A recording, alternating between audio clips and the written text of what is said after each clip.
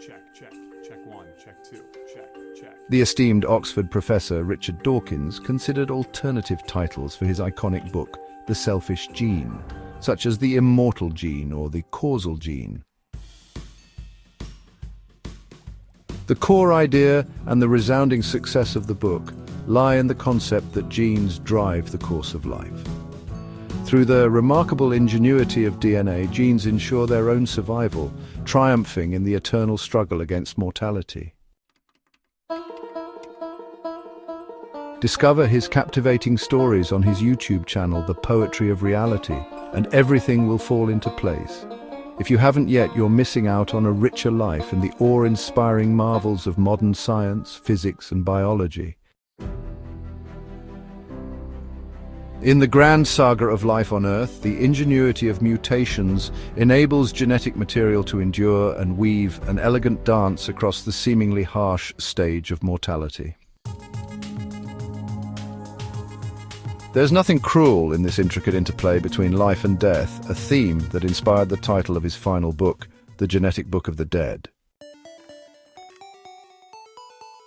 Alright, let's break this down into plain, punchy English with a dash of humour while keeping every idea sharp and standing tall.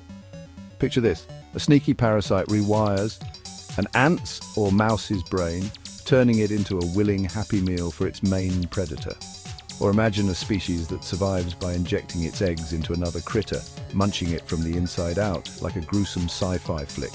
Who's the real winner here? The parasite's DNA, high-fiving itself for cracking the code to life's puzzle with diabolical flair. Now, the professor's not so sure language will ever pop up in the evolution of living creatures. Me? I'm betting my lunch money that on any planet with critters doing the circle of life tango, language will show up, ready to party. It's not just the dance of survival, it's the spicy dance between sexes and fancier animals. A bird's song, for instance, might come from its DNA or from eavesdropping on Dad's karaoke sessions.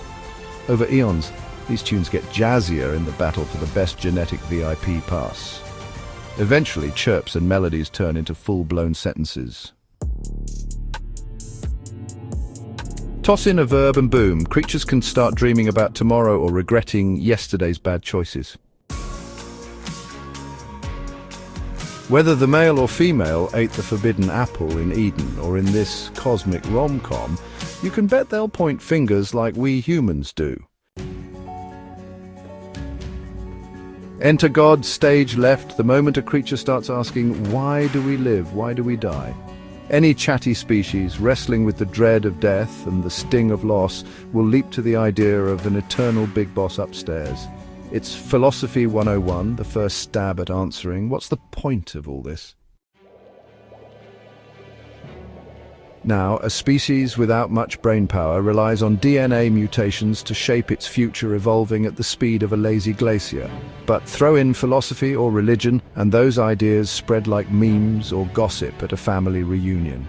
The species might think it's got a shiny new moral compass, but oops, it's now the planet's top predator, setting a ticking time bomb for its own doom or the planet's. Moral in religion or philosophy? Ha! Not quite. Fear and grief, those twin troublemakers, have popped open Pandora's box, unleashing a world of suffering and chaos. Can we keep rolling the dice with Musk's, Trump's or Putin's, all chasing world or Mars domination? Nope. We're fresh out of chances. Are we ready to ditch the tyranny of philosophy, religion and politics? Can we let go of our wacky coping mechanisms for fearing death? We've got no choice but to kick those to the curb. Here's the deal. It's about fighting tooth and nail to save every scrap of life we can while gracefully surrendering to death when the final curtain call comes.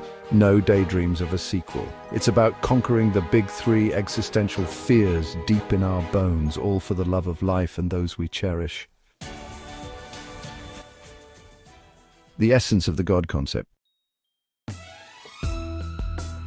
We need leaders who've mastered this Zen-like balance, folks who can fight for life and let go of ego without breaking a sweat.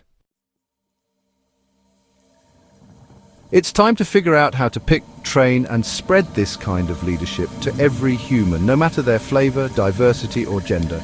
There's a way forward, and it starts with one simple question every Homo sapiens needs to ask itself.